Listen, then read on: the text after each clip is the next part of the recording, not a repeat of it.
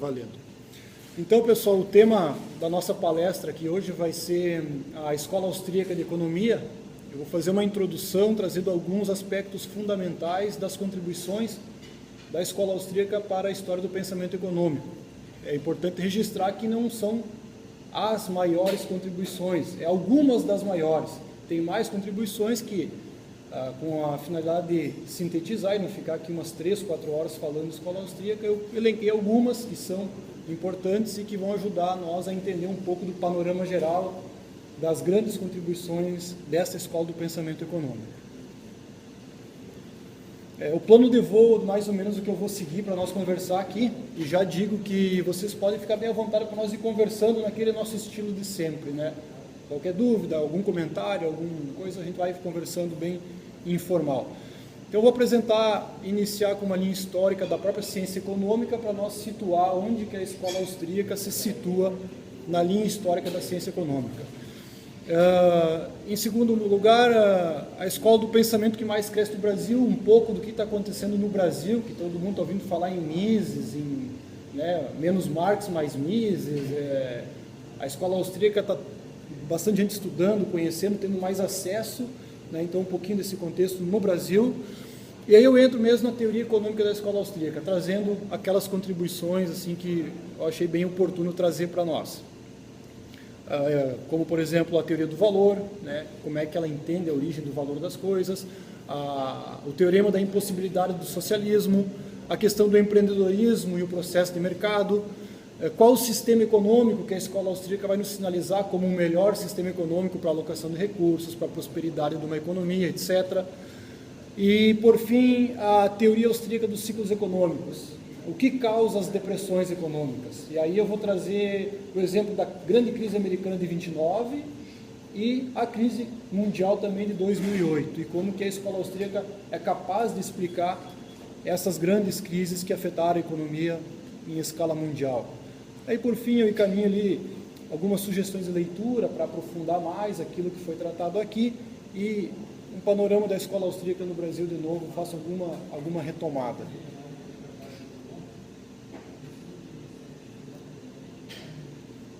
Então, aqui a gente tem a linha histórica da ciência econômica. Comumente nós aprendemos, né, principalmente na faculdade, que a ciência econômica se institui como ciência propriamente dita com a obra do Adam Smith, A Riqueza das Nações, que é de 1776. O Smith era um escocês e publicou, então, essa obra que inaugura a economia com o status de ciência no âmbito do pensamento, no âmbito do conhecimento. Antes disso, cumpre lembrar que os escolásticos tardios, ligados à escola de Salamanca, na Espanha, entre 1400 e 1600, por isso que são chamados de escolásticos tardios, né, ligados à igreja, esses filósofos, teólogos e pensadores já tinham vários insights no âmbito da economia, que acabaram ser depois percebidos, né, como antecedentes da escola austríaca de economia. Aqui ainda ela não está num corpo científico, né, mas apenas em insights, alguns escritos, algumas considerações desses escolásticos tardios. No século XX se deu conta, né, quanta coisa que a escola austríaca desenvolveu de forma mais refinada, que estava presente nos escritos de vários teólogos ligados à escola de Salamanca. Luiz de Molina, enfim, eu não lembro o nome dos outros aí, Juan Mariana, que tinham escrito sobre isso. A partir de Adam Smith, então, surge o que a gente chama a escola clássica do pensamento econômico, na origem, né? Então, por isso, né, a escola clássica tem logo em seguida David Ricardo, Giambattista Sé, e eles formam o núcleo fundador da ciência econômica e, coincidentemente, é também os primeiros economistas liberais. Eles que mostraram à humanidade, por assim dizer, né, os benefícios que uma economia de livre mercado traria em termos de geração de riqueza, redução dos índices de pobreza e assim por diante. A importância do comércio internacional. Nós vínhamos de uma cultura e de uma prática mercantilista, né, em que a lógica era: eu tenho que exportar tanto quanto possível e importar quanto menos melhor. Quer dizer, uma lógica até contraditória, né? Se todo mundo pensa assim, não há comércio e transações. Então essa era a lógica mercantilista, autocontraditória em si mesma, mas havia essa crença, né? A riqueza de um país se dá pelas exportações e quanto menos importar, melhor. Adam Smith refutou já essa abordagem mercantilista, depois o David Ricardo também aprimorou essa visão. Em 1850, mais ou menos, até antes, em 44, o Marx publica o Manifesto Comunista e uns 10, 15 anos depois ele começa a trabalhar seus escritos econômicos, que culminam no Capital, 1880, 1890, mais ou menos, que também, ao mesmo tempo que continua alguns aspectos dos clássicos, como, por exemplo, a teoria do valor-trabalho, ele não inventou, ele pegou do Smith para erguer a sua teoria econômica, mas ele ele elabora uma ruptura com o pensamento geral da economia clássica, né? Então, todo o marxismo que deriva daí surge mais ou menos entre 1850 e 1890. E em 1871, no âmbito do pensamento econômico, a gente tem a teoria, a revolução marginalista, e 3 economistas trabalhando de forma independente, em países independentes, que é o Menger, o Walras e o Jevons, o Menger na Áustria, o Walras na Suíça e o Jevons na Inglaterra. Eles perceberam, contrário aos economistas clássicos e ao Marx, que a origem do valor das coisas não advém do emprego de trabalho para produzir determinada mercadoria, mas pela acepção subjetiva que os indivíduos dão para aquela mercadoria naquele determinado lugar, naquele determinado instante, né? Quer dizer, você pode trabalhar um monte, eu aqui posso tentar construir um avião lá nos fundos de casa, vai ficar uma bela porcaria, fiquei 5 anos construindo, dediquei 5 anos de trabalho intenso e não vale nada, né? Porque se eu for tentar vender para alguém, vai dizer, não, isso aí para mim não tem valor nenhum, né? Então, eles querem mostrar que a origem do valor das coisas está na cabeça das pessoas, na mente das pessoas, aquilo que os escolásticos já diziam lá atrás, nos seus estudos em relação à economia e à sociedade. O Menger, então, no contexto da Revolução Marginalista, com esses 3 economistas trabalhando de forma independente, o Menger é o austríaco que vai ser, então, o fundador da chamada Escola Austríaca de Economia. O Walras cria sua própria linha de pensamento, ligada à escola de Louisiana, que se diz, não teve tanta proeminência assim, mas existe, é uma escola fundamental também do pensamento econômico. E o Jevons, que não chegou a fazer escola, mas os 3 são, então, ditos os economistas que fundaram o marginalismo, mas Menger, muito mais do que isso, ele é o fundador da Escola Austríaca de Economia, que logo em seguida nós vamos ver como que a escola austríaca se separa dos marginalistas tradicionais. Às vezes, no manual de economia, lá, a gente lê, né, que a escola austríaca é uma corrente do pensamento marginalista, completamente equivocado. A escola austríaca é uma corrente completamente independente da escola marginalista, embora surgiu junto, né, mas ela seguiu o seu próprio caminho em todos os aspectos, sobretudo metodológico, que é o que vai distinguir a escola austríaca desde o início das demais escolas do pensamento econômico.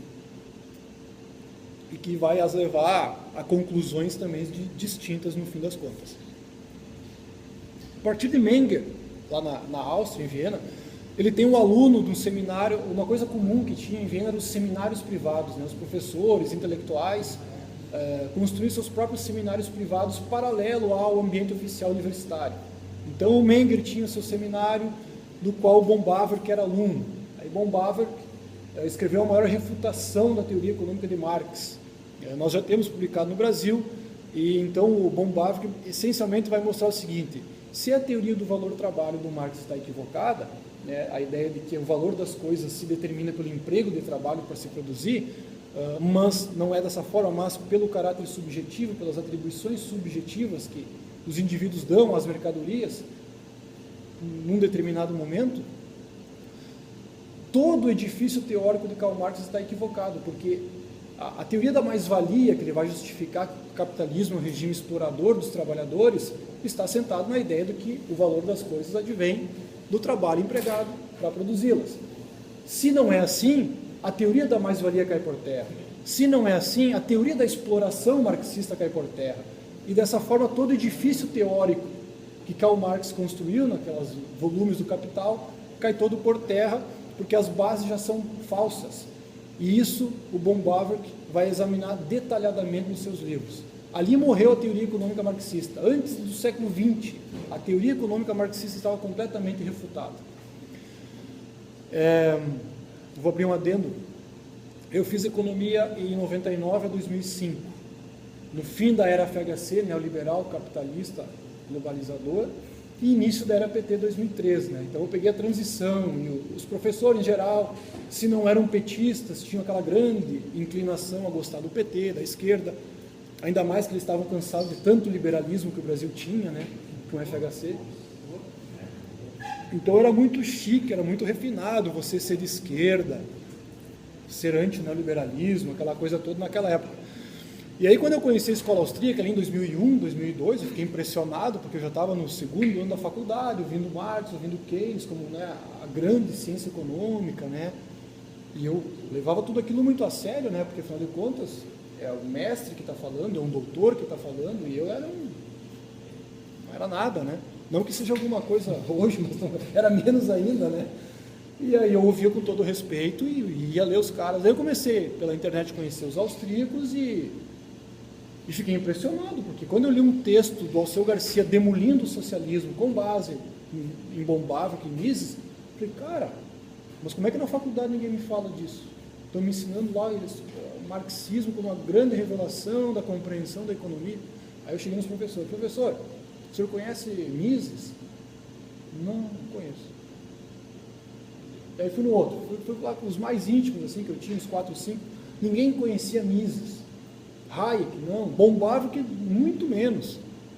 Eu falei, tem treta nesse negócio aqui, né? Eu não estou num centro de saber, eu não estou num local em que a sabedoria é respeitada, eu estou num centro de doutrinação em massa, tal qual o velho da Virgínia falava nos artigos dos livros dele.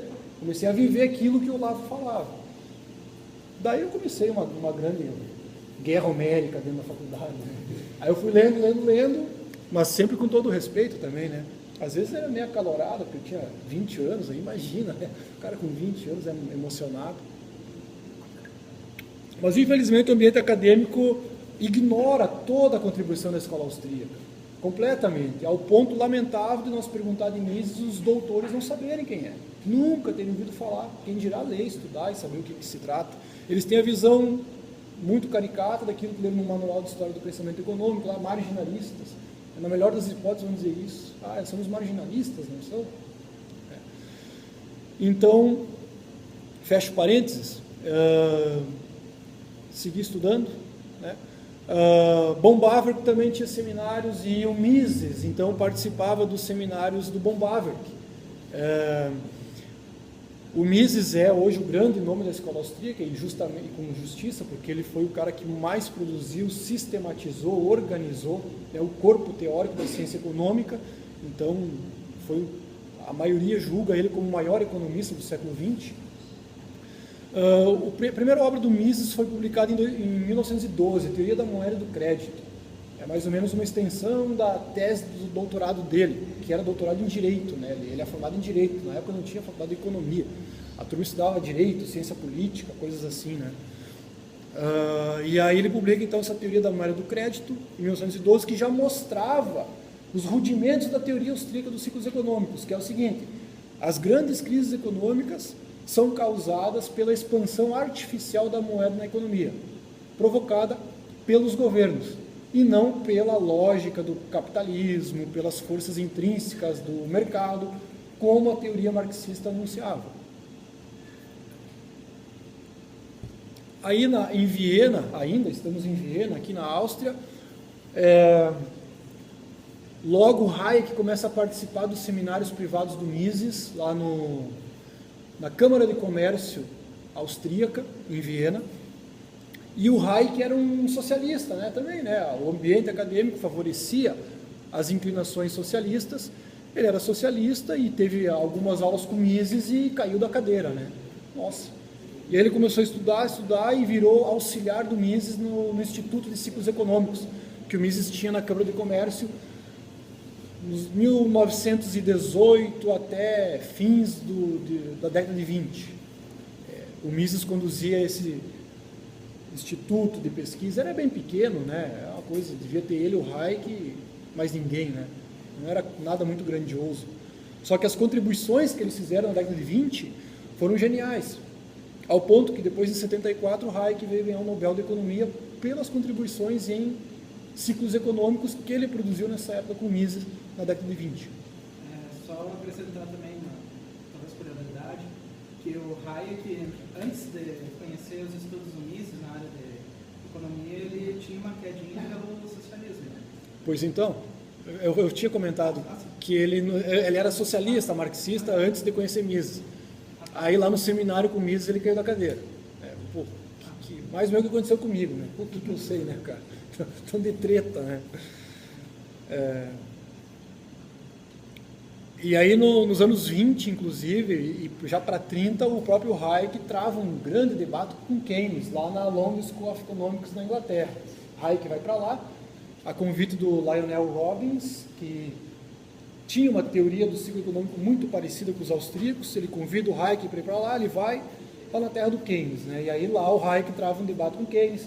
Keynes já era um cara insensado, porque ele era um cara muito bem relacionado com as elites, com a política, um grande orador, e o Hayek era aquele cara tímido, envergonhado, discreto, né?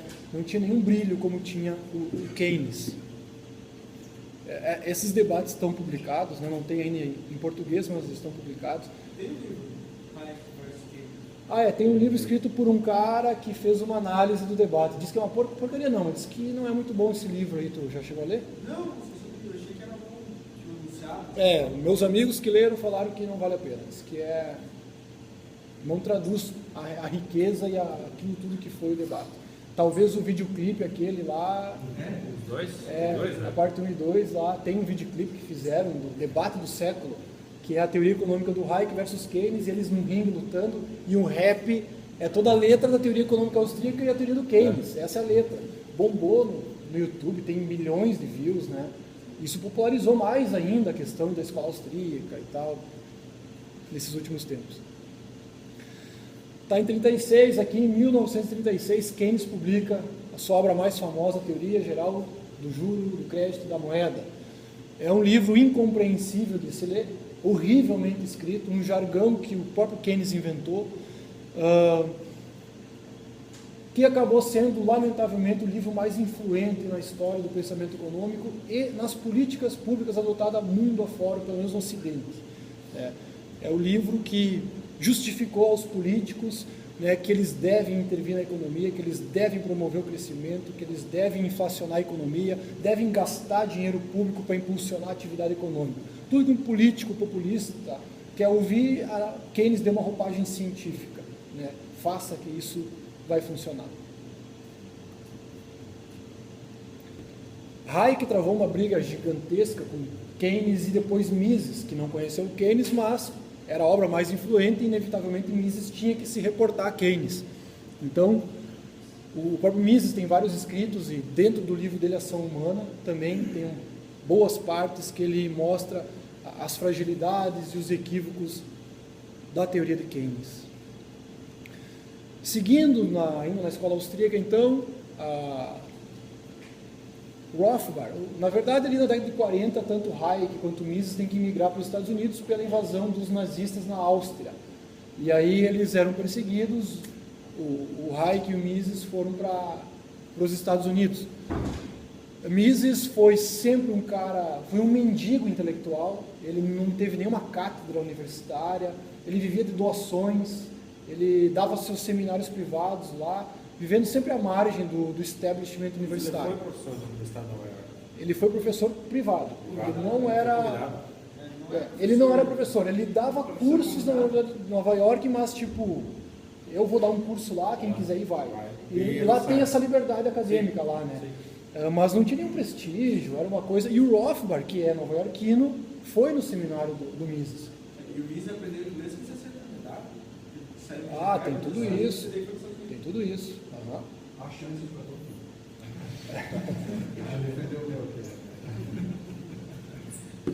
Sigam Mises. Sigam Mises, né? Sejam misesianos. E aí Rothbard torna-se, nas palavras do próprio Mises, o seu aluno mais brilhante, e aí começa tem uma proximidade com o próprio Mises e começa a escrever. E aí o Rothbard é um cara que escreve 500 páginas por dia, né? Ele escreveu um tratado de economia chamado Man, Economy and State, 1962, 1.100 páginas, que é a primeira parte. Não deu para publicar a segunda, porque ele veio publicar em 70, que é o Power and Market. Esse nós já temos no Brasil, traduzido. Então, é 1.500 páginas o livro de economia dele, que ele iniciou escrevendo como vou explicar melhor o Tratado do Mises Ação Humana, que ele publicou em 49, que tem 1.000 páginas também, mas foi tomando um corpo próprio e se tornou um livro independente. Eu julgo o melhor livro de teoria econômica já escrito, o Man, Economy and State, junto com o Poder e Mercado. Em 82, funda-se nos Estados Unidos o Instituto Mises, pelo Lew Rockwell, Rothbard, Hayek, que estava lá também. Também um instituto ali em Auburn, no Alabama, pequeno, totalmente outsider do ambiente acadêmico, mas que os caras viram, não, a gente tem que levar adiante esse legado teórico do Mises, da escola austríaca, que já se tinha consolidado enquanto escola do pensamento econômico, então, né? Só que o seu núcleo migra da Áustria, que foi até a década de 20, 30, e a partir de 40 começa a se formar nos Estados Unidos e 60, 70 está consolidado o que se fala em escola austríaca, o que se produz nos Estados Unidos, até porque Mises e Hayek estavam lá. E aí tudo em torno deles, alunos, discípulos, começa a se germinar nos Estados Unidos, como é até hoje. Aqui eu termino essa discussão histórica da história do pensamento econômico e enfatizando onde que a escola austríaca entra. Então, é uma escola do pensamento econômico tradicional com 130 anos de história já também, muito bem consolidada. Aqui eu trago como é que o Brasil está recebendo. Aqui no Brasil, em 2007 ou 2008, foi fundado o Mises Brasil, iniciativa do Hélio Beltrão e dos irmãos Quiocas, que estão fora agora. Começaram a traduzir os artigos que saíam no site do Mises americano, começou a ter uma adesão, a turma a ler os artigos que lá saíam, começaram a botar livros online gratuito. E aqui nós temos uma pesquisa no Google Trend, de pesquisa entre Keynes, o economista mais influente do século XX, e eu diria até hoje, e Ludwig von Mises, esse obscuro economista austríaco. A linha mais zigue-zague aqui, ela é vermelha e mostra a pesquisa em Keynes, de 2011 a 2015, no Google. Ela tem uma certa constância, né? E a linha menor, pequena, azul, que começa embaixo e vai subindo ao longo do tempo, é a palavra Mises. Então veja, no Brasil, 2011, 2015, como que a busca no Google por Mises começou a subir, ao ponto de ultrapassar as pesquisas pelo economista mais influente do século. Sem dúvida, hoje, 2016, está ainda mais. Aqui é uma pesquisa mais longa, 2005 a 2015, 10 anos, num horizonte de 10 anos. Eles colocaram assim, John Maynard Keynes, Ludwig von Mises, e Keynes e Mises. Fizeram 4 tipos de busca. Em suma, Keynes é o que desce e Mises é o que sobe. Lá o verdinho é só a palavra Mises, não Ludwig von Mises, é Mises. Então vejam... Oi? Do Brasil também. Brasil. Vejam como Mises, o interesse por Mises no Brasil cresce exponencialmente. Em 2014, 15, com os protestos, então explode, né? Aqui tem então um resumo final. 2014, 2016, Keynes em azul embaixo e Mises. E aqui não só em tendência de pesquisa, mas em números absolutos. Em média, aqui é 5 mil pesquisas por mês, né? É mais ou menos a média ao longo de 2 anos com Keynes. Enquanto está em 5 mil Keynes, Mises está aqui em 12. Abril de 2016, Mises está em 35 mil buscas por mês no Brasil. Então essa mostra o avanço que, pelo interesse por Mises, pela escola austríaca que vem tendo no Brasil, e não há dúvida que isso é 90% mérito da fundação do Instituto Mises Brasil, e o resto é tudo aquilo que aconteceu em torno disso, canais no YouTube, novos sites que surgiram, e toda essa mídia da internet que nós temos acesso, que está fora do mundo oficial, da academia, da universidade, das escolas, da imprensa, né, que graças a Deus tem a internet e não precisamos mais ficar sujeito à imprensa oficial, à velha imprensa, à universidade em si mesmo. O meu amigo Eduardo fez o TCC de direito dele e fez a estatização do dinheiro. Aí ele apresentou Rai, Luiz, Walter. Chegou no final, o professor deu os parabéns para ele ter feito estação em inglês, porque isso é raro, que ele tem pós-graduação. No questionário da época dele, não era isso aí. Nem sabia o questionário. Eu escrevi a minha monografia em 2004 e 2005. Eu tive que aprender inglês para poder estudar minha monografia, que era sobre ciclos econômicos. Não tinha Mises do Brasil, não tinha nada aqui. Então eu também tive que aprender inglês para poder estudar para a minha monografia e apresentei lá. Foi inédito, porque ninguém sabia, como eu falei, ninguém sabia o que era a escola austríaca. E hoje está aí o que é a escola austríaca no Brasil, passado 10 anos. Né? Mises é mais pesquisado no Google, muito mais pesquisado do que Keynes. Claro que isso se deve, então, todos os protestos, o movimento que acabou acontecendo no Brasil uns 2 anos para cá, protestos, não de 2013, que foi uma bagunça, e dominado pelos estatistas em boa medida, porque estavam pedindo mais governo para dar mais saúde, dar mais transporte público para todo mundo, free lunch para todo mundo. 2015, 14 e 15, os movimentos assumem outra direção e vêm com viés contestatório da própria atuação do Estado na sociedade, né? E aí começa a surgir os cartazes menos Marx e mais Mises, né? Brasil afora, os protestos, por aí vocês conhecem bem isso aí, mas o que catapultou mesmo o Mises no Brasil foi uma foto aqui em Panambi, que foi tirada dos protestos aqui. Eu ia dizer março de 2015, que foi o... Isso, março de 2015. Aí que Mises foi, né, conhecido no Brasil todo, foi a 35 mil pesquisas no Google, aí começa a história, né?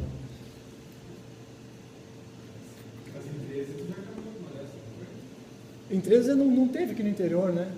13 foi mais nas capitais, né? Teve aqui, mas foi... Teve aqui em 13? Mas foi 2 semanas depois que aconteceu. Mas essa aqui foi de março, pelo que eu lembro. Sim. Que foi a maior, eu acho. Sim, foi maior. Aqui foi a primeira vez que eu vi o cartaz. Então foi em 15. Em 15. Porque 13 eu até morava em Santa Bárbara. Só na 13 teve aqui. Eu ia para casa assistindo a TV, eu chegava em casa e ligava no Marcelo Rezende. Olha aqui, olha o moço de skate. É possível alguém de skate em protesto? Quarta aqui, cara, é fantástico ver a cobertura dele, era a melhor que tinha.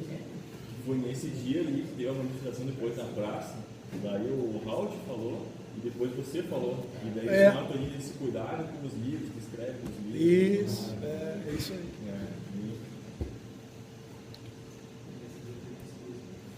Vamos lá, pessoal, falar de teoria da escola austríaca, então. Desculpa pela longa introdução. Que horas é? Vamos lá, vou dar uma acelerada aqui. Primeira questão do método. Né? A escola austríaca se distingue, sobretudo, pela questão do método. Né? Quais são, do que lida a economia, do que trata a economia. Marx vai entender a economia de forma meio global, de relações de classes, luta de classes, explorador, explorado, e vai tentar explicar o capitalismo dessa forma. A escola neoclássica, também marginalista, né, ela tentou matematizar a economia. Um pouco já estava em David Ricardo também isso. Por que acontece?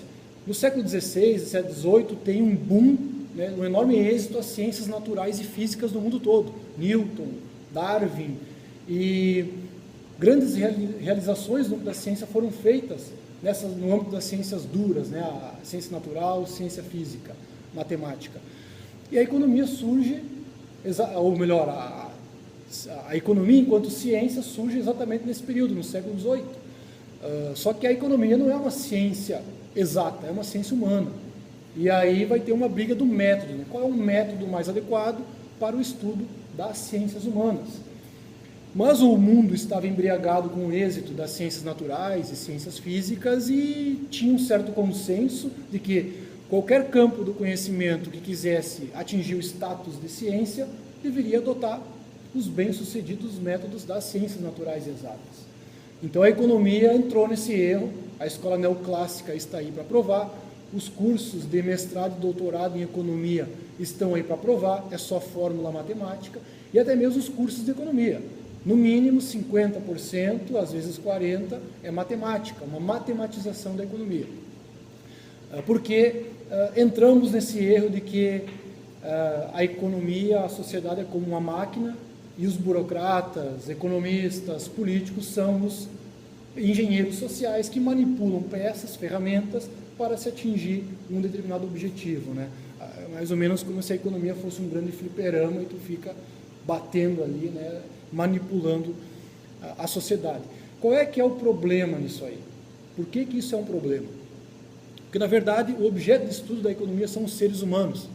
E diferente de pedras, organismos, objetos de estudo das ciências naturais e exatas, os seres humanos se distinguem porque eles têm gostos e preferências que mudam de cada indivíduo, de um para o outro, e mais do que isso, esses gostos e preferências mudam para o mesmo indivíduo ao longo do tempo na sua vida.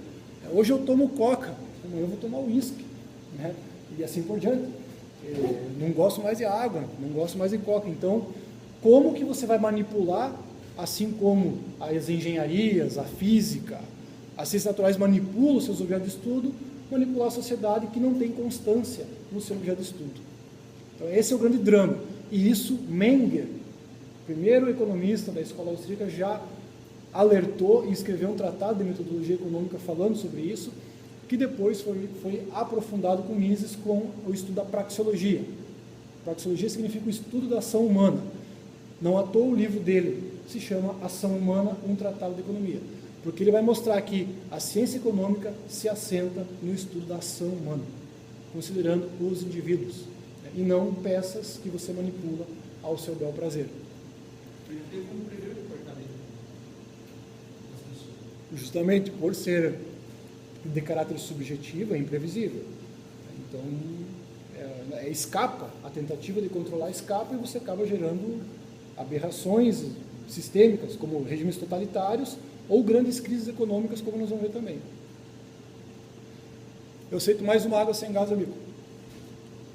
Essa análise para as ciências humanas, estudar elas como naturais, faz parte do positivismo. Sim, o positivismo também incorpora, traz essa questão aí, sem dúvida. Foi dito para nós agora, já no início do curso, né, que as ciências humanas devem ser estudadas como ciências naturais, né? Isso também na palavra, Aonde isso? Na nossa ali no UFC, né? Ah, O foi professor já fez. essa diferença aí.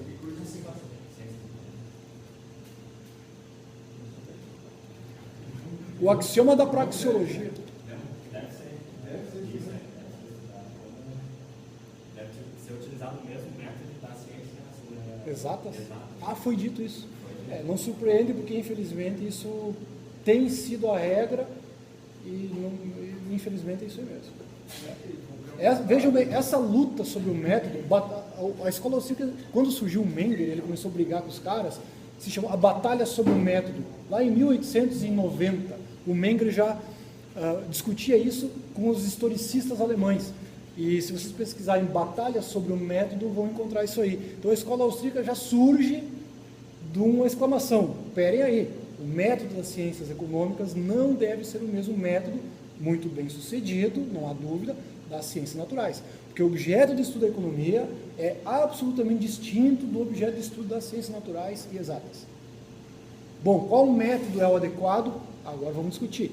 E aí Mises, depois de Menger, vai falar em praxeologia, que é o estudo da ação humana, que é um axioma irrefutável. O que é a praxeologia? Ela nos mostra que todo indivíduo age com o intuito de sair de uma situação menos satisfatória para outra situação mais satisfatória, de acordo com os seus gostos e preferências, que são subjetivos e individuais e intransferíveis. Isso explica toda a ação humana, seja de caráter econômico, particular, espiritual. Por exemplo, um grande empresário que só pensa, ou mesmo um pequeno, né? Não é só um grande empresário que só pensa em dinheiro. Alguém que só pensa em ganhar dinheiro. Ela vai estar sempre agindo de acordo com esse axioma. Ela pretende sair de uma situação menos satisfatória, nos seus julgamentos individuais, para uma outra situação mais satisfatória, que é ter muito dinheiro, de acordo com esse seu objetivo. Uma pessoa que decide virar monge, ela também está inserida dentro do axioma da ação humana. Ela quer sair de uma situação menos satisfatória para ela, que é eu não sou monge, e quer migrar para uma situação mais satisfatória para ela, que é tornar-se monge. Então, o axioma da ação humana explica todas as ações humanas. E dentro dela está embutido o conceito de meios e fins. A ação humana consiste em utilizar meios que o indivíduo vai achar mais apropriado para se atingir aqueles fins que ele julga elevados e importantes para ele. E como a gente está falando de meios, tem o caráter da escassez. Primeira lei da economia: os recursos são escassos e as necessidades humanas ilimitadas. Tem um trade-off. Então, toda tentativa de ação também é permeada pela dura realidade. Os recursos são escassos, sejam materiais, seja o tempo, seja as nossas próprias habilidades. Então, nós temos que lutar contra essa escassez, contra essa imperfeição, né, que desde a queda do paraíso nos acomete. E tem uma questão, é uma longa história, mas é aquela história que o indivíduo está dentro de uma areia movediça e ele mesmo está lá dentro. Então, tudo que ele fizer, movimenta tudo ao redor, a questão social está sempre assim. Perfeito. Tudo que você faz, mexe com o teu meio, acaba te ajudando e te atrapalhando. E é como se fosse você mesmo querendo pegar com uma mão e tirar ela de dentro. Não tem essa mão. Aí se conjuga, né, no contexto, as consequências não intencionais daquilo que está acontecendo em teu entorno. Nem tudo que está acontecendo em teu entorno foi propositado para aquilo. São consequências não intencionais. Tem as intencionais, as objetivas e as não intencionais. E isso forma o nosso mundo. E nós temos que lidar nele. Essa é a questão da ciência social, que está tudo envolvido acontecendo ao mesmo tempo, não para no laboratório, não fecha a experiência médica. Perfeito. É isso. Perfeito. Condições de temperatura, de ambiente. Condições de temperatura e pressão, né? CNTP, tem os caras lá da engenharia que falam muito isso, CNTP, acho que é isso aí. Na sociedade não existe isso. Por quê? Porque são seres humanos, o objeto da sociedade não tem essa constância das ciências exatas. A tentativa de refutar o axioma da ação humana é contraditória. Por exemplo, se eu tentar argumentar aqui que esse axioma é equivocado, Mises viajou, não está correto, blá, blá, blá, blá, blá, blá, eu mesmo estou caindo em contradição e vou estar apenas provando a verdade do axioma da ação humana. Porque o que eu vou estar fazendo? Eu vou estar agindo, tentando sair de uma situação menos satisfatória, que é aquele argumento que me incomoda, para chegar numa situação mais satisfatória, que é tentar provar que o argumento é falso. E eu vou estar utilizando meios, que é a minha argumentação, minha voz, minha energia, para chegar a um fim, que é tentar mostrar que o axioma é falso. Então, a tentativa de mostrar que o axioma é falso é autocontraditório, vou estar provando que ele é verdadeiro. Segundo a grande contribuição da escola austríaca é sobre a teoria do valor, comentei já ali no início, né? No início da ciência econômica se atribuía o valor dos objetos, das mercadorias, à quantidade de trabalho empregada, que depois acabou sendo utilizado por Marx para ele construir a sua horrível teoria econômica, que até hoje engana muita gente e influencia muita gente, inclusive os que se dizem não marxistas. Karl Menger já mostrou, junto com os demais marginalistas, que a origem do valor não deriva do emprego de trabalho, mas do caráter subjetivo que os indivíduos dão às mercadorias. E isso também tem a ver com a questão do tempo, lugar e momento. Por exemplo, aqui numa Farfalha, o preço de uma garrafa d'água é um determinado valor. No deserto, onde não tem nada, eu estou morrendo de fome, eu vou estar disposto a pagar muito mais por uma água do que se de repente me apresentasse um diamante. Então, quer dizer, no deserto, um copo de água fresca vale mais do que um diamante.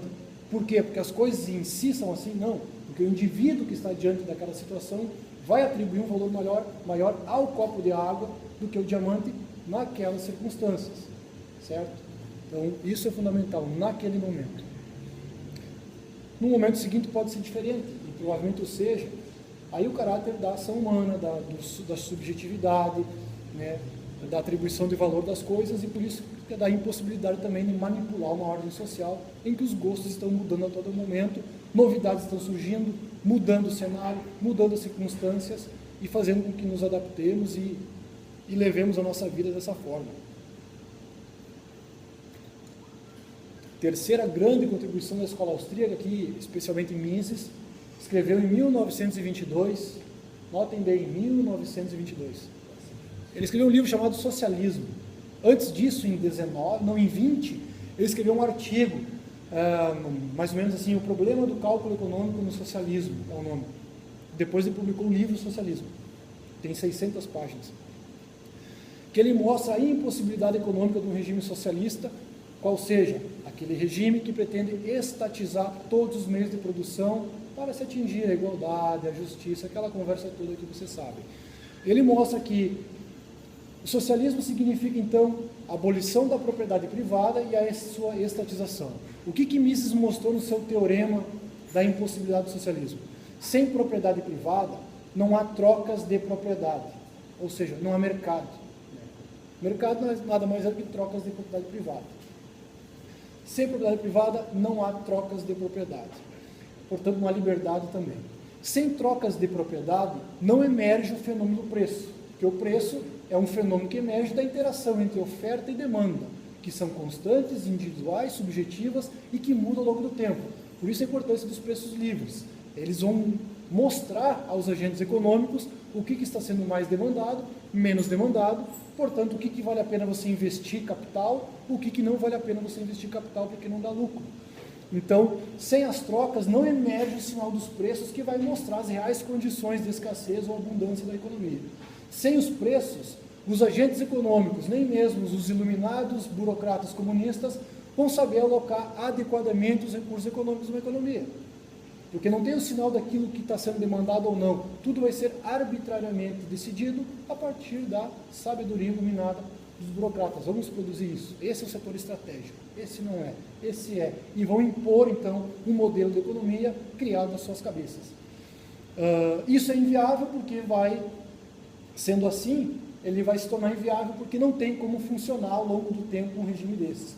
Todos os regimes socialistas que tentaram implantar em maior medida esse sistema só geraram pobreza, escravidão e aí, na pior das hipóteses, genocídio, porque impulsionava esses governos a querer controlar cada vez mais, porque acreditavam que não estava suficientemente controlada a sociedade, os problemas que adivinham era da falta de controle e não do excesso, então eles controlavam cada vez mais para atingir aquele paraíso terrestre, aquele modelo de sociedade que eles almejam, e só gerou, então, no século XX, mais de 100 milhões de mortos, né? Aqui tem uma foto de um gulag na Rússia, na década de 40.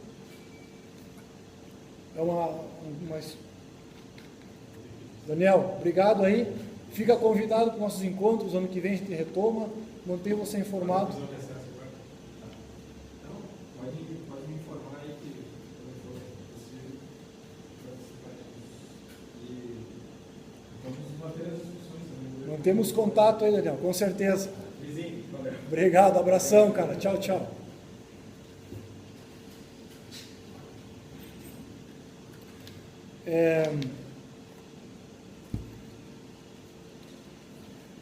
Então o Mises mostrou que, ao que pretender estatizar os meios de produção, o sistema econômico vai se tornar inviável, porque não há nenhuma racionalidade para a alocação dos recursos, eles serão alocados de forma arbitrária e, portanto, ineficiente, ao ponto de gerar fome, miséria e pobreza. Isso ele escreveu em 1920 e 22, quando todo mundo, ou a grande maioria, estava embriagado com as promessas do socialismo, cuja tragédia ainda não havia sido consumada. Ninguém deu bola para o Mises, né? O mundo seguiu andando, boa parte dele seduzida pelo discurso e pelos ideais socialistas, passado algumas décadas, deu no que deu, né? Na própria Inglaterra, né? Acreditava esse projeto socialista. Em que época? Na Primeira Guerra Mundial, eles estatizaram muita coisa depois de guerra. Aí terminou a Primeira Guerra Mundial, eles continuaram aumentando. Aí houve uma influência do Keynes muito forte, né? Que também sugeria, né, a questão de presença do Estado cada vez mais forte, controle. E a sociedade fabiana é inglesa, né? A sociedade fabiana é uma sociedade socialista fundada em 1880 e poucos, na Inglaterra, e na década de 30 ela já tinha 50 anos de existência, formada por intelectuais, formadores de opinião, Então, o clima de opinião no mundo tinha muito, a partir da década de 30, 40, esse viés intervencionista do Estado. Essa influenciou no Brasil também com o grupo de Vargas. Sim, tinha uma raiz mais fascista. Fascista, inglesa e tudo que é lado intervencionista. O Estado como grande motor do desenvolvimento da sociedade. O homem novo do Estado novo. Aqui Cuba, né, uma tradicional rua lá em Cuba, em Havana, uma oficina mecânica também ali, né, modelos que acaba se tornando. O pessoal tem bom gosto, né? Tem dinheiro para comprar um carro clássico. Né, fica notório, né, como a supressão da propriedade privada, do livre mercado, acaba levando uma ordem econômica, né, a escassez, a má alocação.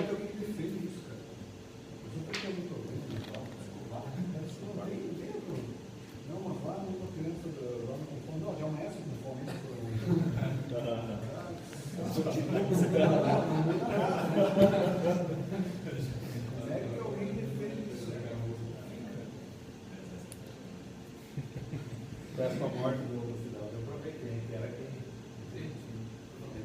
Viu que o Fidel atualizou a foto de capa dele, a foto do perfil, com um time cinza, assim. Pessoal, indo para a quarta contribuição da teoria econômica austríaca, aqui nós já temos Kirchner, Hayek, Mises, aqui nós já estamos assim na década de 50, 60, 70, que é em relação ao mercado e ação empresarial.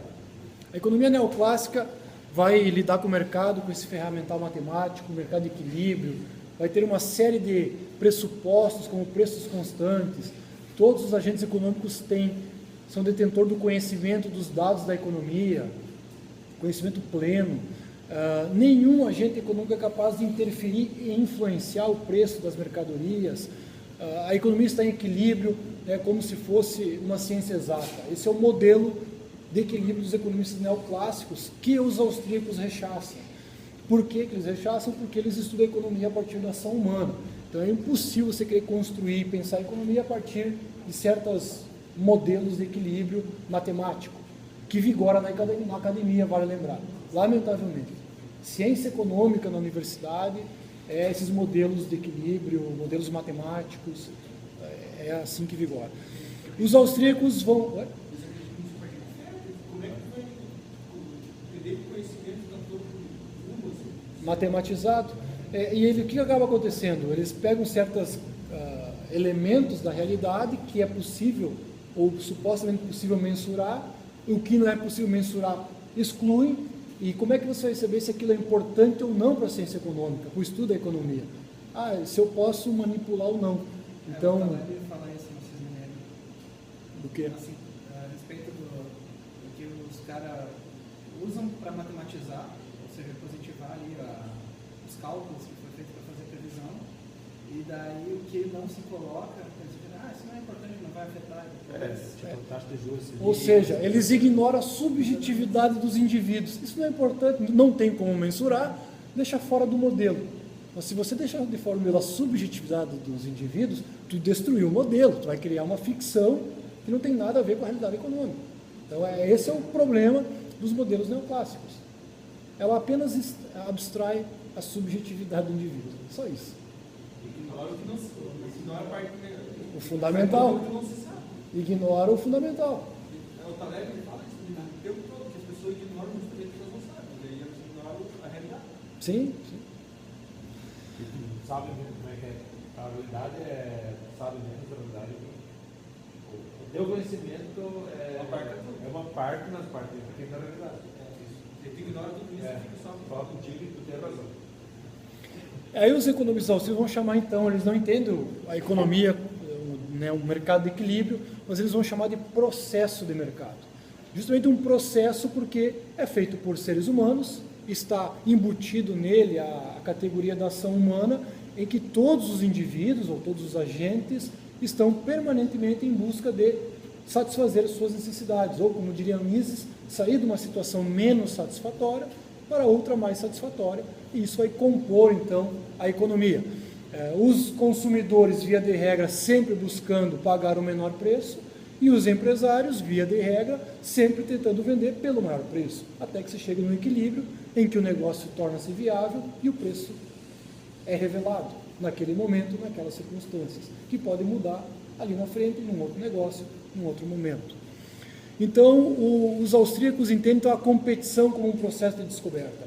A competição é fundamental porque ela estimula, né, os empreendedores, investidores, especuladores a buscarem o tempo todo novas soluções, cada vez mais baratas e serem mais produtivos, né, já que os recursos são escassos. Então, quanto mais produtivo nós tornar os escassos recursos, mais rentabilidade nós vamos ter, mais lucro vai ter, mais emprego vai ter, mais produção e, consequentemente, bem-estar social.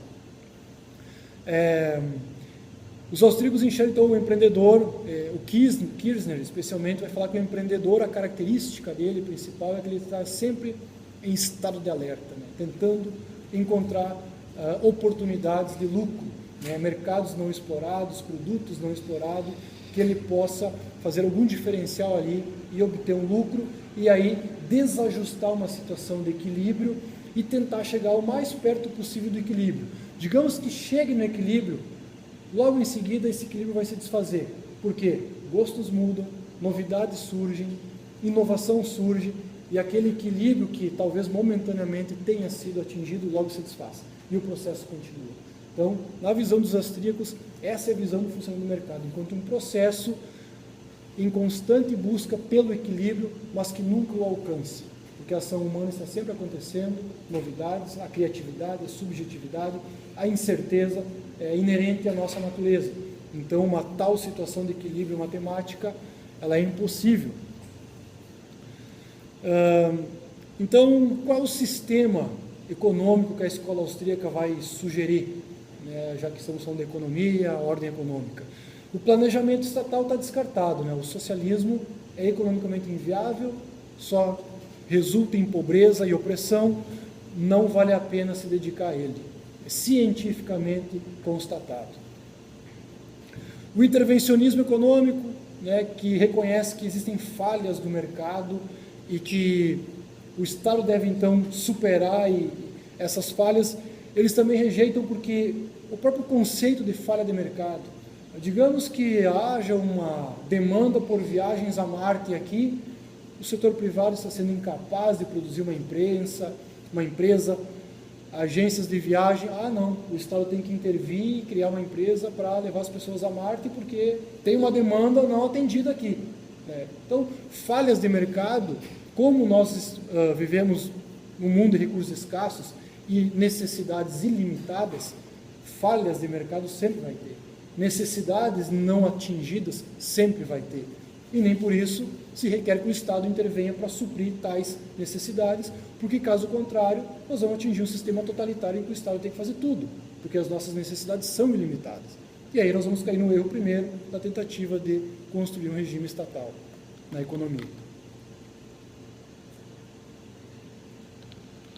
Tendo em vista que o gosto dos indivíduos são subjetivos, muda de indivíduo para indivíduo, e muda ao longo do tempo para o mesmo indivíduo, o melhor mecanismo de ordem social para alocar os recursos escassos e aprimorar a geração de riqueza é um livre mercado, em que os indivíduos possam expressar suas vontades e empresários, empreendedores, especuladores possam ter a liberdade de ofertar os produtos e serviços demandados pelos consumidores. Então, o que é, em suma, a conclusão que a escola austríaca nos leva é que uma ordem econômica mais eficiente para a geração de riqueza e para a redução dos níveis de pobreza é uma ordem com reduzida intervenção do Estado na economia. Talvez, idealmente, pensar no Estado mínimo apenas como, esqueço a ideia de guia noturno que os manuais nos vendem, né? Os economistas liberais não defendem apenas um Estado vigia noturno, mas um vigia 24 horas, né? Ordem, justiça e lei para o ordenamento social se dá da melhor forma. Talvez seja essa um modelo ideal, mas aí nós vamos estar falando de modelo ideal. A gente sabe que esse modelo ideal, as tentativas de implantar o modelo ideal geralmente resultam em tragédias, né? Ou então o anarcocapitalismo sem Estado, e tudo é com agências privadas, associações, também é um modelo ideal. Mas a grande verdade que a escola austríaca nos mostra é que quanto maior a liberdade econômica, quanto menor a participação e a interferência do Estado na atividade econômica, mais próspera é uma sociedade. Menores índices de pobreza essa sociedade apresenta. Para comprovar empiricamente essa descoberta da escola austríaca no plano da teoria, nós temos o índice de liberdade econômica que desde 1994, 2005 começou a ser feito, e esse índice mede o grau de liberdade econômica em vários países do mundo, em quase 150 países do mundo. Eles pegam vários itens para estudar e entender se tem ou não liberdade econômica. Entre eles avaliam como é garantido os direitos de propriedade privada no país, a ausência de corrupção, liberdade fiscal, gastos governamentais, liberdade comercial, leis trabalhistas, a questão monetária, comércio com o resto do mundo, liberdade de investimento e liberdade financeira. Esses são os grandes eixos que eles analisam em cada país e fizeram um índice que vai de 0 a 100. Quanto mais perto de 100 esse país atinge, mais livre economicamente ele é. Quanto mais próximo de 0, menos livre ele é, maior é a presença do Estado. Aqui tem o índice de 2014. Liderando o ranking de liberdade econômica está Hong Kong. No índice de 0 a 100 ele está em 90. Então o país mais livre do mundo é Hong Kong. Ele é comunista. Como assim? Não, agora Foi incorporado a China em 99, na verdade. Não, Hong Kong não é comunista. Sim, ele politicamente ele tá na mão dos comunistas. Apesar de que, Tudo bem, sem problema. apesar de que, não sei se foi ano passado, retrasado, teve protestos sobre em Hong Kong pedindo maior autonomia política em relação à China. É porque a Inglaterra ia entregar um bloco depois de 100 anos, porque em 97, eles estavam postergando. A China quer tomar conta, eles não querem voltar para eles são autônomos. É tipo uma província. Mas a Hong Kong vem a ser o quê, Matheus? O que da China? Ela É um território chinês. Uma coisa Antes assim. ela era uma concessão da Inglaterra até 97, né? Um acordo que eles fizeram no século XIX. Daí, em 97, eles entregaram e a China usa, como é que é, 2 países, 2 sistemas. É muita coisa que a China Tipo, a importa. liberdade econômica eles não mexeram.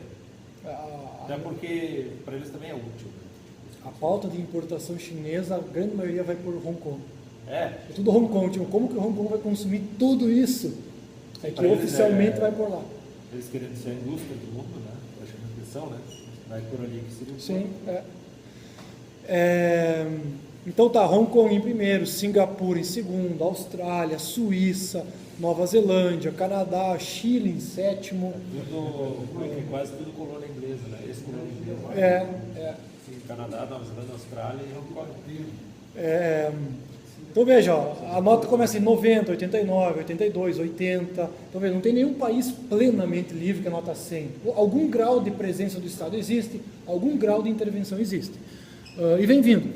O fato lamentável a chamar a atenção é que nós estamos em 114º em 2014. Em 2016 nós estamos em 122º.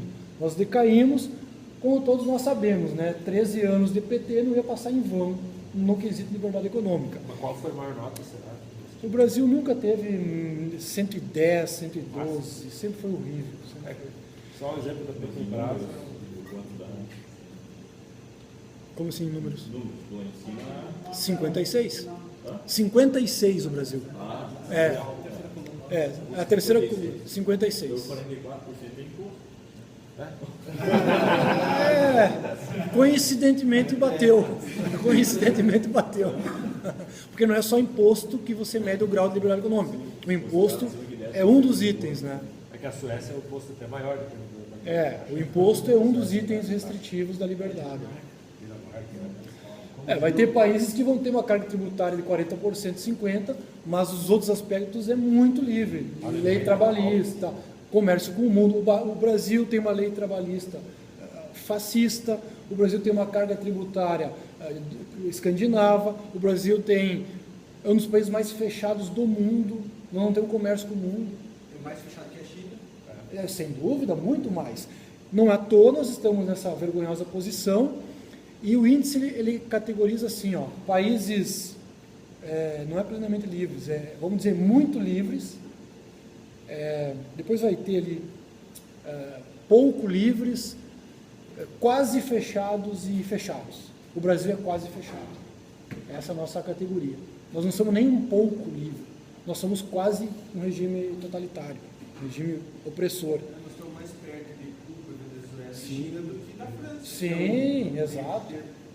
O Brasil está mais próximo dos países da rabeira da lista que está. A lista tem 150 países, 160, nós estamos em 122 hoje. O ratinho fica por causa do alvará, não.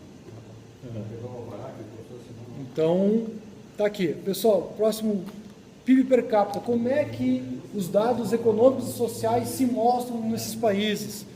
Veja bem, aqui no azul ali, ó, os países mais livres, most free. A renda per capita anual nesses países é $36 mil por habitante. Aí os segundos países da categoria quase livres, a renda per capita é $17 mil. O terceiro é 8 mil por ano aqui, tá? Aqui está o Brasil, mais ou menos o Brasil está aqui nesse terceiro aqui. E os países totalmente fechados, ou quase totalmente fechados, é 4 mil por ano. Então veja que quanto mais livre um país maior é a renda per capita da população. Taxa de crescimento do PIB per capita em 20 anos. De novo, os mais livres, uma taxa de crescimento do PIB de 3,7 ao ano. Pouco menos livres, 3,15. Muito pouco livres, ou quase fechados, 2,8. E os países mais fechados do mundo, 1,09. Em termos de taxa de crescimento ao longo de 20 anos. Novamente, os países que têm maior liberdade econômica apresentam uma performance de crescimento econômico maior do que os países que têm maior presença e intervenção do Estado. Valor real recebido pelos 10% mais pobres, aqui indicadores sociais. Países mais livres, $10 mil, os mais livres.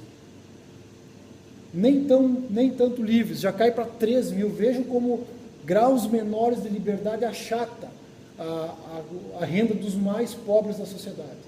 E aí vai decaindo, o terceiro e os fechados, quanto mais fechado, os pobres sofrem mais ainda.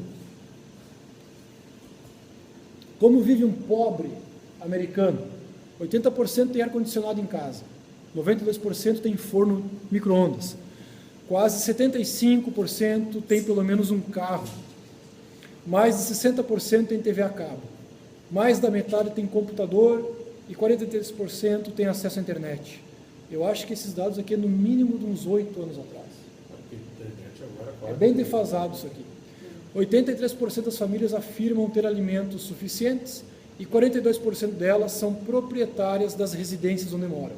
Esse é o pobre americano. Não é a classe média, não é a classe remediada. Aqui é a classe média. É o pobre. Mais indicadores sociais, países livres e não livres. Percentual de crianças trabalhando entre 5 e 14 anos. Aqui está inverso. Os mais livres estão lá, apresentam um índice de torno de 12% dessas crianças de 5 a 14 anos que trabalham. Os países onde tem maior intervenção do Estado, portanto, onde o Estado mais se preocupa com o bem-estar do povo, taxa de trabalho infantil na casa dos 27, 28%. 28%. Meio ambiente, nível de poluição, países mais livres. Isso aqui é um indicador de poluição PM10. O G/M3, o Rat não veio para explicar o que é, né? Depois nós vamos fazer uma palestra do Rat só para explicar isso aqui. Mas é um índice que mede o grau de poluição nos países. Os países mais livres têm esse índice em 30, enquanto os países com maior presença do Estado em 85. Mas aí que a eficiência da economia do mercado ela vai deixando a indústria produzir de forma mais eficiente, enquanto os mais pobres continuam usando os métodos arcaicos. Tanto é que os maiores desastres ambientais ocorreram na União Soviética e nos países socialistas. Os países que mais poluíram, o país que mais poluiu no mundo foi a União Soviética, a União Socialista. O primeiro ainda é os Estados Unidos, mas o segundo já é a China. a China. Sim. Chegando perto dos Estados Unidos. E o protocolo de Kyoto, por exemplo, que quer implantar aí medidas para reduzir o impacto ambiental, economicamente é inviável. E favorece os políticos para concentrar poder e impor medidas aqui e ali, nem que dure 1000 anos, não interessa. Vai concentrar poder neles para pautar o que as nações devem fazer. Vou para a curva final da apresentação, então, falando sobre a teoria austríaca dos ciclos econômicos. Uma grande contribuição da escola austríaca que acabou rendendo o Nobel de Economia para o Hayek em 74. Então, o que causa as grandes crises econômicas? Né? Isso foi uma questão que sempre inquietou os economistas.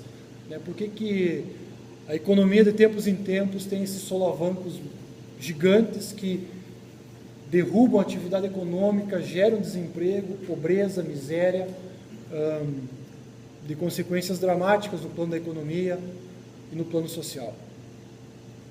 O que os austríacos perceberam é que as grandes crises econômicas gerais em cadeia na economia, excetuando catástrofes climáticas, né, ou doenças, que são, vamos dizer assim, catástrofes naturais, as grandes crises econômicas ela têm uma causa monetária através da expansão monetária provocada pelos bancos centrais, estimuladas pelas políticas do governo. Diz de passagem, os bancos centrais são um órgão dos governos. Os bancos centrais controlando a taxa de juro. O juro nada mais é do que um preço, né, que vai regular, de um lado, a oferta de poupança e a demanda por poupança. Então, quanto mais poupança tiver disponível, a tendência é que a taxa de juros diminua. Quanto menos poupança tiver disponível, a tendência é que a taxa de juros suba, para equalizar a escassez da poupança ou a abundância de poupança. Então, o juro é um preço que equaliza e que sinaliza aos investidores, aos agentes, né, essa disponibilidade ou não de poupança para investimento. Quando os governos entenderam que a taxa de juros era um instrumento de política monetária, que o governo deveria manipular para atingir o crescimento econômico quando a economia estivesse em retração, ou retrair o crescimento econômico quando a economia estivesse superaquecida. Então o governo pega o seu fliperama, sobe o juro, desce juro, e ele vai atribuindo um preço para aquilo que deveria ser fruto da interação econômica entre investidores, especuladores, poupadores, etc. Então, com a ideia cientificamente construída por Keynes de que isso seria benéfico para a economia, o governo manipular o juro para promover o crescimento, os governos criaram bancos centrais e começaram a manipular os juros com esse objetivo de promover o crescimento econômico. O problema é quando o governo começa a reduzir artificialmente a taxa de juros, ou seja, a um nível que não expressa o real montante de poupança disponível, ele vai estar mostrando aos investidores, aos agentes econômicos em geral, que existe poupança disponível para investimento. Eles podem fazer os seus cálculos econômicos utilizando o juro, que é um instrumento que um investidor usa para fazer um cálculo de investimento de médio e longo prazo. Então, o governo achata o juro para estimular a economia, os investidores vão começar a fazer conta e vão ver, poxa, se eu fizer esse investimento, eu vou ter lucro, né? Porque o juro está favorecendo. Então, os investidores, capitalistas, né, empreendem os seus investimentos e começam a fazer os seus projetos. Gera um crescimento econômico, né, mais emprego é requerido, novos trabalhadores, plantas industriais começam a ser feitas e a economia começa a prosperar.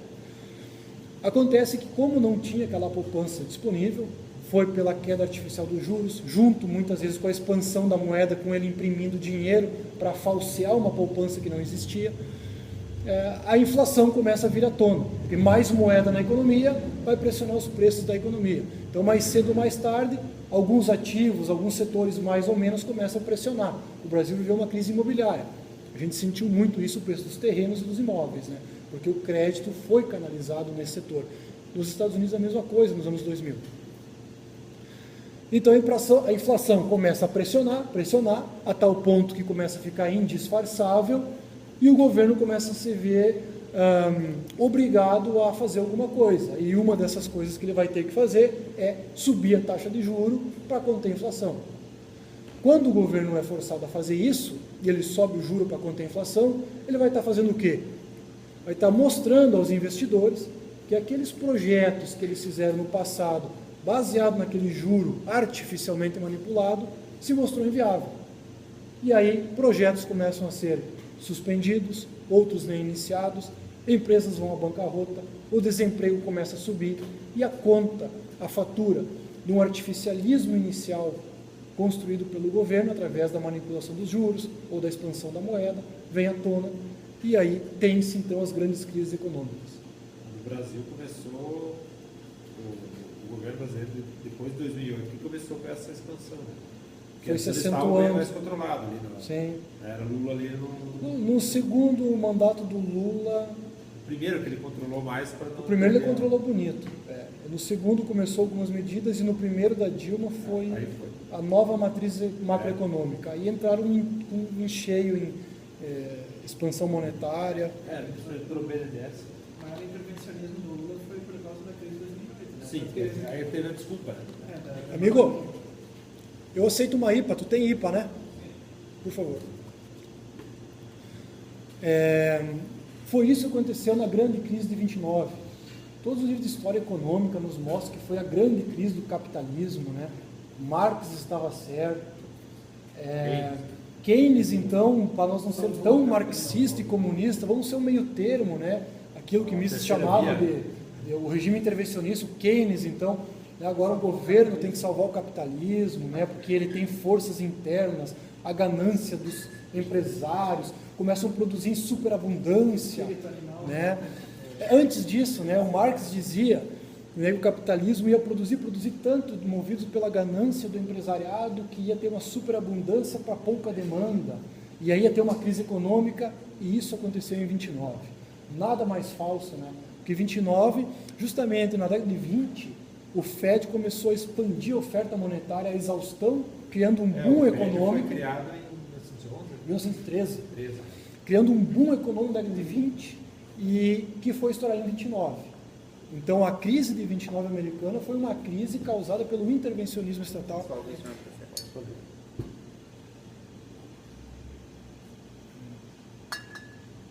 Qual é o IBU desse aqui? 87. 87, a outra é?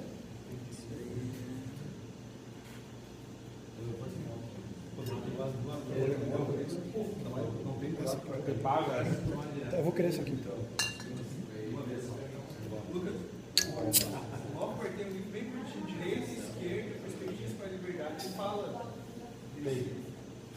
crise de 29, como é que ela começou com o Wilson, né, que foi expandido o tamanho do Estado americano e depois eles conseguiram botar a culpa nos mercados, que foi o próprio governo que criou. Sim. O Rothbard tem um livro que se chama A Grande Depressão Americana.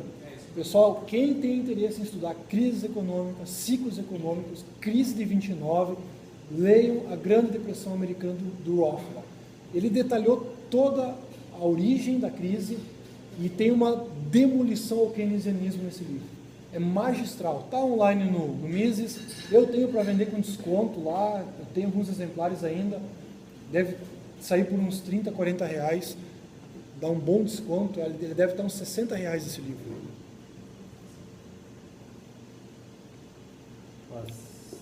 Esse livro é fantástico. Tu aprende que é o capitalismo. Não, Vai ver toda, no manual, história qualquer almanaque, qualquer Wikipédia, qualquer aula de teoria econômica vão ensinar que a crise de 29 foi uma crise do capitalismo, de 2008. mostrando que Marx estava correto.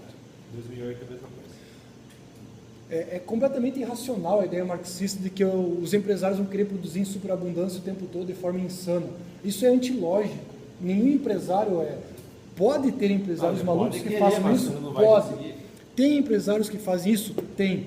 Mas não o sistema todo. E é isso que a teoria austríaca revela.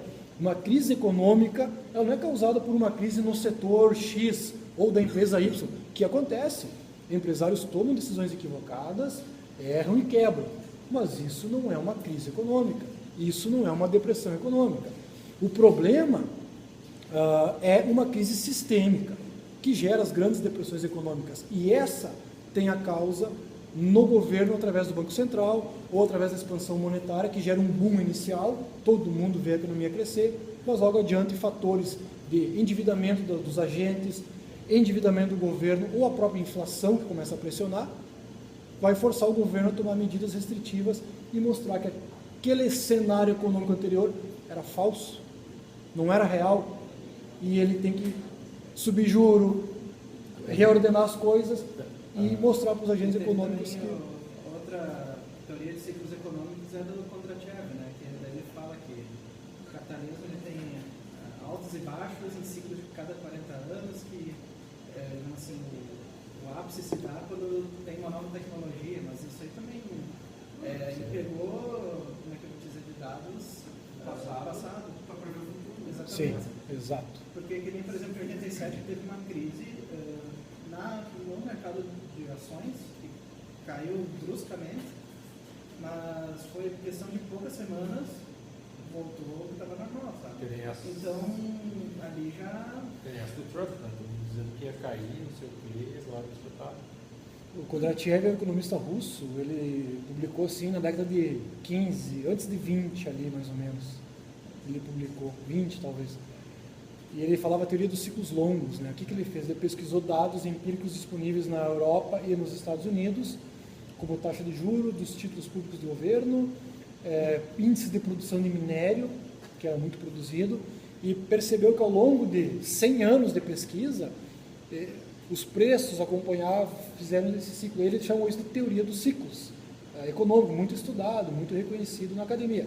Mas isso nada mais é do que um apanhado de estatísticas do que aconteceu no passado, que para a teoria econômica não tem utilidade nenhuma. Isso não é uma teoria econômica, embora se diga que é a teoria de Kondratiev, se fala isso. Mas a Mises vai mostrar, dados estatísticos do passado é história econômica, ela nada nos diz sobre o futuro. E tampouco pode ser utilizado como arcabouço para construir uma teoria econômica, muito menos. Então, nós não temos uma teoria de Kondratiev, nós temos uma pesquisa histórica do que aconteceu no passado, e ele observou que oscila, e ele chamou isso de ciclos longos, de 50 anos os ciclos de Kondratiev, 50 e 60 anos. Então, é um cara importante para saber que existe, o que ele pensou, mas do ponto de vista teórico é nulo.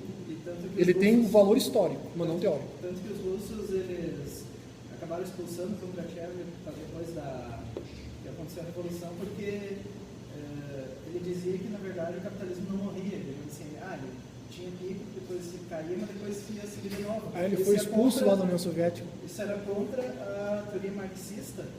Que dizia que teria um fim. Exatamente, isso. E outra, Mandaram embora. quando o empresário quebra, quebrou a empresa de novo.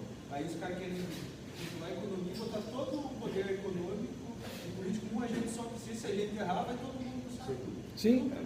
Não faz sentido nenhum. Banco Central não tem isso por acaso, né? Central. Lembra União Soviética, né?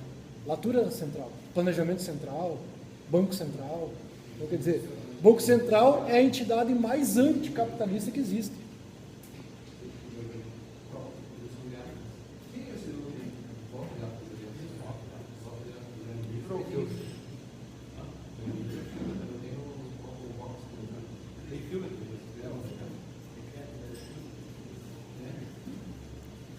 Então, pessoal, a respeito das teorias dos ciclos econômicos de forma bem resumida, né? Eu expus aqui, ressalto o livro do Rothbard para aprofundar a Grande Depressão Americana, e tem outros livrinhos por aí também. Os livros do Birata Iorio apresentam a teoria dos ciclos econômicos de forma brilhante, didática, muito boa. E foi o que aconteceu em 29, foi o que aconteceu em 2008 com a crise imobiliária americana, e foi o que aconteceu com o Brasil com a crise que a gente vive hoje. Lá é parte imobiliária. Governo? Lá é toda geral, né? Tem parte imobiliária, tem uma parte que é De obras públicas. de obras públicas, tem outra que é a parte dos automóveis. No Brasil? É. Sim, porque o governo entrou incentivando vários setores, foi um festival aqui.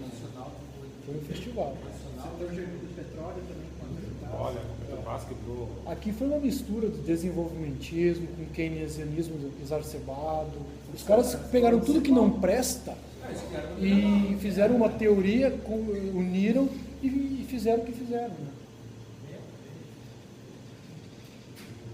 Indo para o fim aqui, eu compilei algumas coisas entre o que os austríacos diziam e o que os economistas convencionais, sejam keynesianos, sejam neoclássicos, diziam. Né? O Irving Fisher, da Escola de Chicago, neoclássico. 16 de outubro de 29. Cara, eu acho que foi alguns dias antes do estouro da Bolsa. Porque foi outubro de 29 a Bolsa. Olha o que o Irving Fisher disse. As ações atingiram aquilo que parece ser um patamar estável e permanentemente alto. Acho que 2 dias depois estourou tudo. Olha o que Hayek falou em fevereiro de 29. A euforia acabará e haverá um colapso daqui a alguns meses.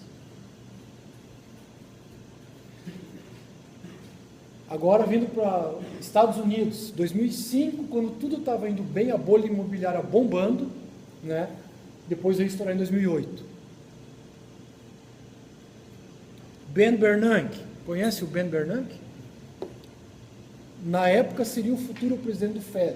Em 2005 ele ainda não era. Ainda era o Alan Greenspan, em 2005. Olha o que o Ben Bernanke disse. Os preços dos imóveis subiram aproximadamente 25% ao longo dos últimos 2 anos.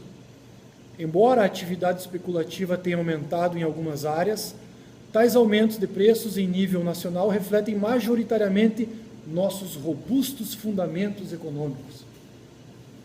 Dentre eles, um robusto crescimento do emprego, aí vem o keynesianismo, né? Aumento do emprego e da renda, os agregados, né?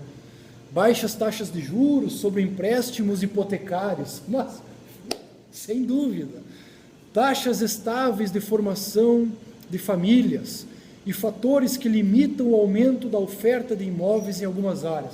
É o grande engenheiro social, né? Manipulando peça, controlando peça aqui. Tá. Tem o filme A Grande Aposta. Não vi ainda.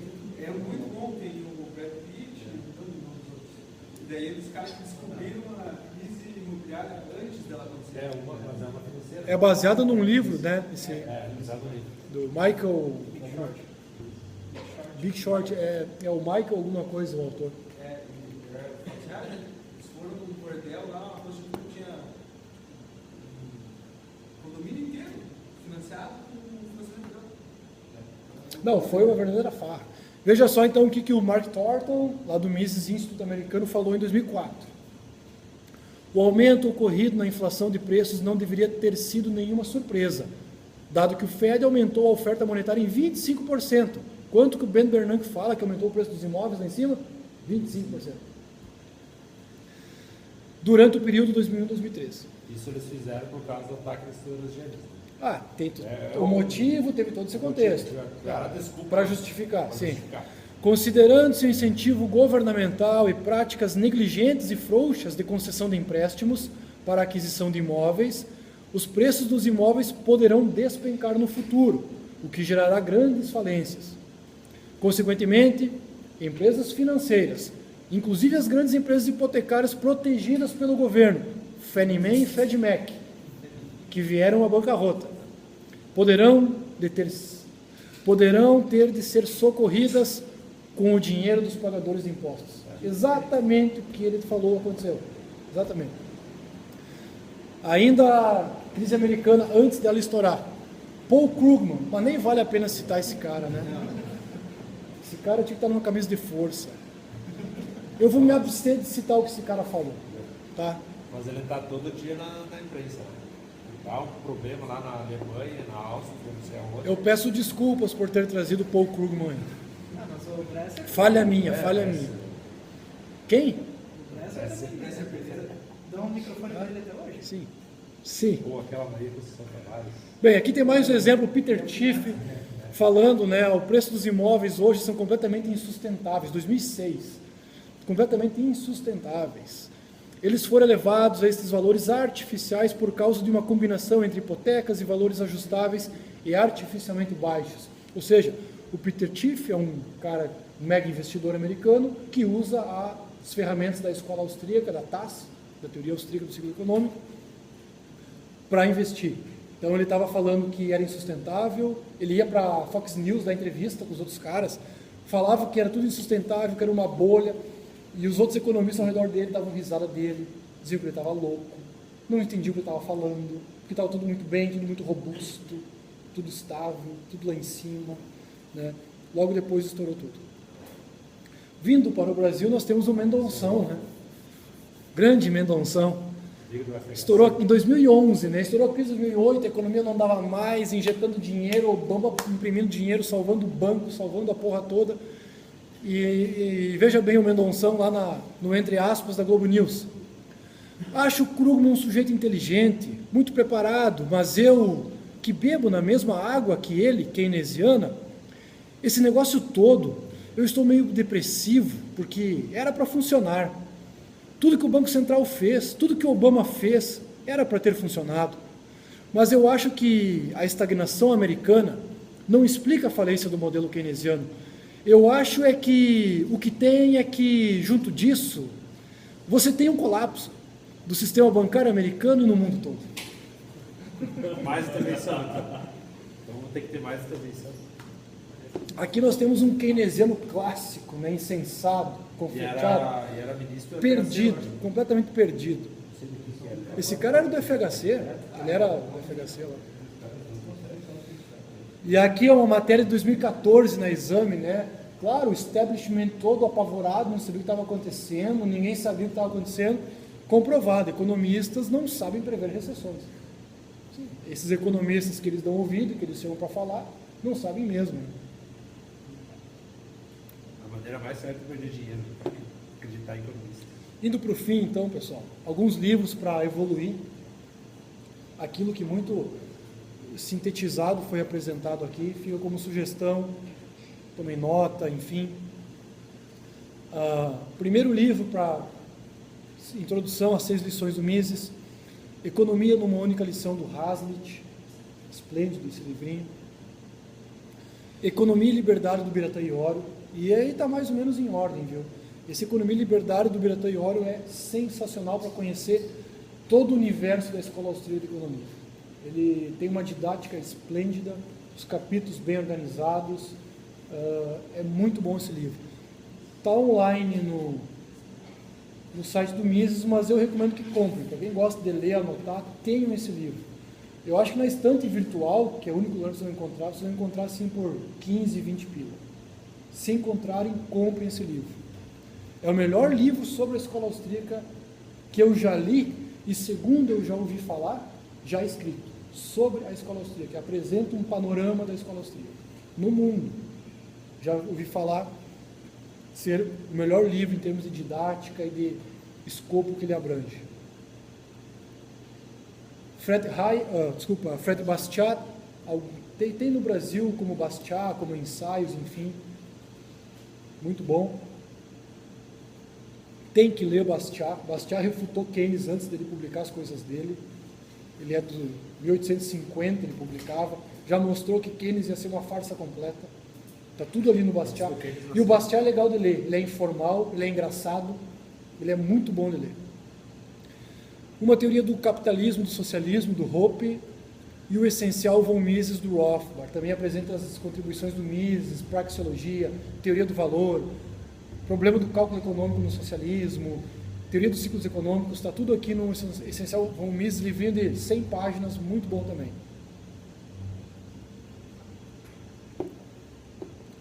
Indo para o fim, falando de Brasil,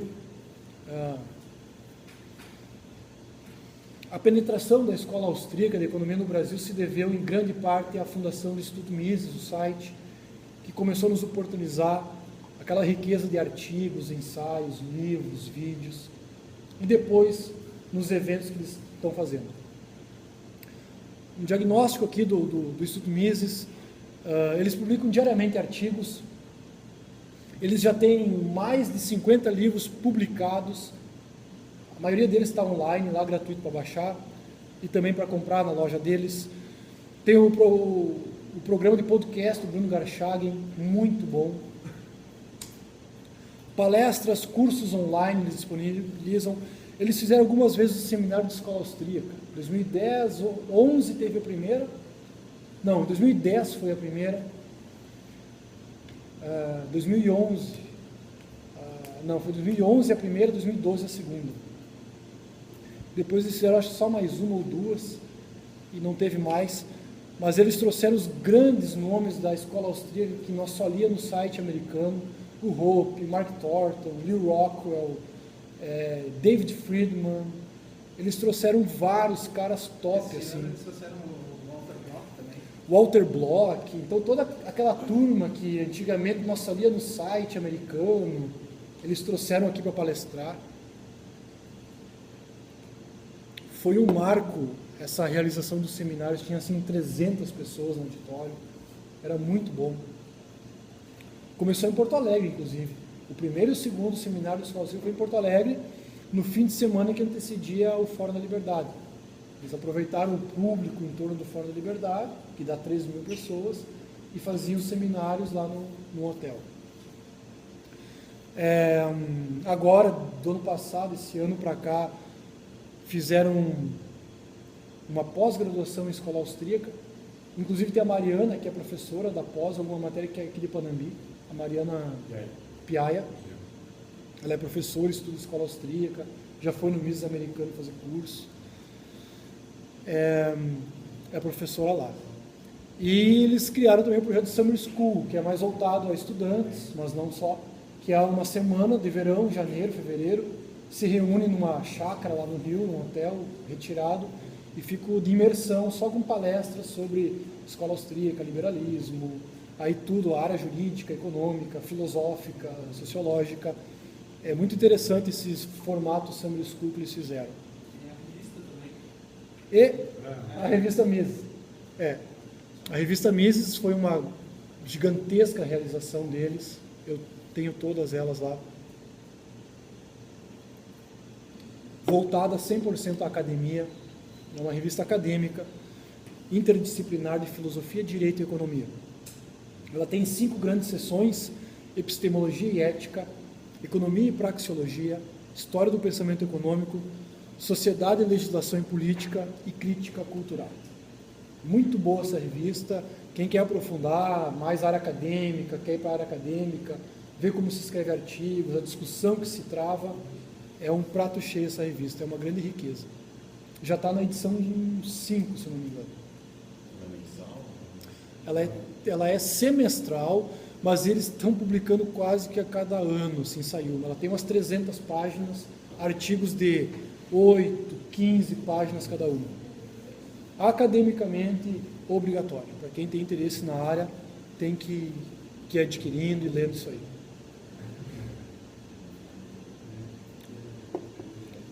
Por fim, eu quero trazer para vocês uma coisa que eu li recentemente e que eu fui conhecer bem depois de ter conhecido a Escola Austríaca. É um artigo do Olavo em que se chama Copiando os Russos. Se quiserem anotar para ler o artigo na íntegra, eu só vou ler o último parágrafo desse artigo, em que o Olavo traz à tona o que era a Viena da virada do século XX, do XIX para o XX, onde surgiu a Escola Austríaca, que tinha uma riqueza cultural, acadêmica, artística gigante em Viena.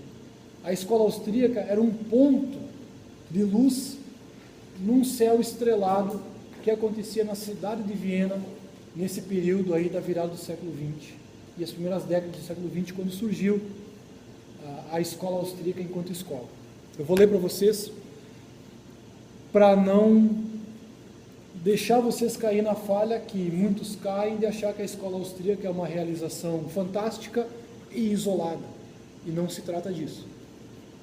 Então, nesse último parágrafo do artigo, o Olavo fala assim: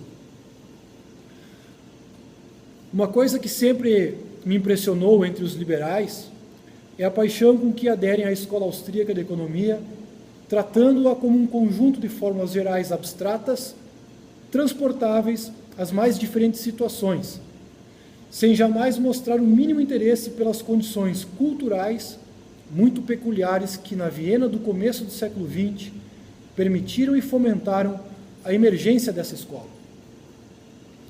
Esse desinteresse, mais pronunciado entre os economistas brasileiros que entre os de qualquer outra nacionalidade, é tanto mais imperdoável porque aquele período da história cultural austríaca foi um dos mais vigorosos e criativos de todos os tempos, e não se pode imaginar um surto de genialidade eclodindo entre meia dúzia de economistas sem ter nada a ver com o que se passava em torno.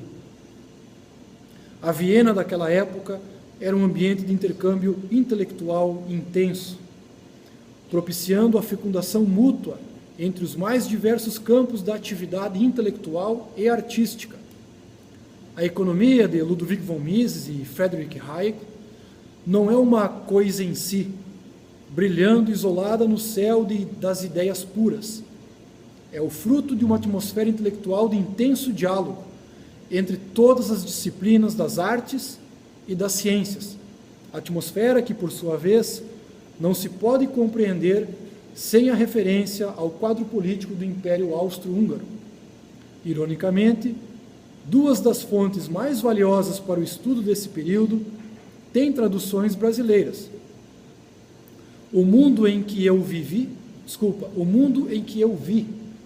Memórias de Stefan Zweig, e dezenas de estudos sobre obras e ideias austríacas ao longo dos ensaios reunidos de Otto Maria Carpo foram bastante lidos no Brasil dos anos 50 e 60. Hoje estão completamente esquecidos, e a simples sugestão de que um economista as leia deve soar como apelo a um diletantismo indigno de profissionais sérios. The Austrian Mind, An Intellectual and Social History, 1848 a 1938, de William Johnson, de 1972, dará aos interessados uma visão da prodigiosa riqueza intelectual e humana, de onde brotaram as intuições econômicas, não só de Mises e Hayek, mas também de Joseph Schumpeter, Karl Menger e tantos outros. Não há desculpa para a ignorância satisfeita dos economistas liberais que acreditam poder compreender a escola austríaca, sem saber de onde ela saiu. Essa atitude reflete uma obsessão dinheirista, que, por sua vez, tem sua origem remota no íncubo marxista que há décadas se apossou da mente antimarxista. Os que hoje pontificam sobre a economia brasileira, desde um ponto de vista liberal, sem levar na mais mínima conta os fatores intelectuais, culturais, psicológicos, éticos e religiosos do destino econômico das nações, são privatizadores russos mal disfarçados. Esses privatizadores russos mal disfarçados têm a ver com o início do artigo, né? Para entender esse desfecho do artigo, tem que ler o artigo na íntegra, que eu recomendo. É o artigo Copiando os Russos, que ele publicou no Diário do Comércio, 19 de agosto de 2011. Tá dando um Google ali, vocês acham o artigo. Recomendo fortemente a leitura do artigo inteiro.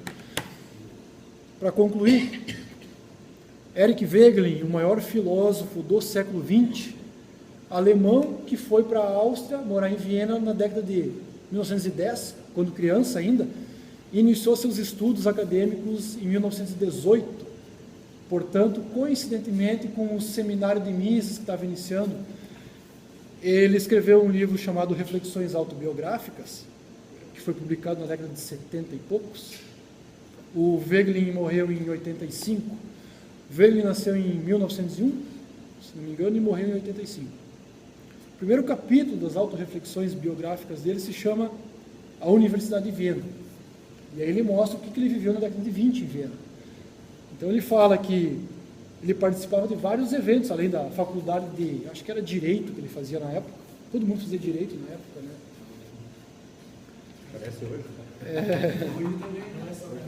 Aí ele diz que ele participava dos seminários privados do Hans Kelsen, em Viena. Ele participava dos seminários privados do Mises, em Viena, e conhecia aqueles economistas austríacos que lá frequentavam, como Hayek e tantos outros.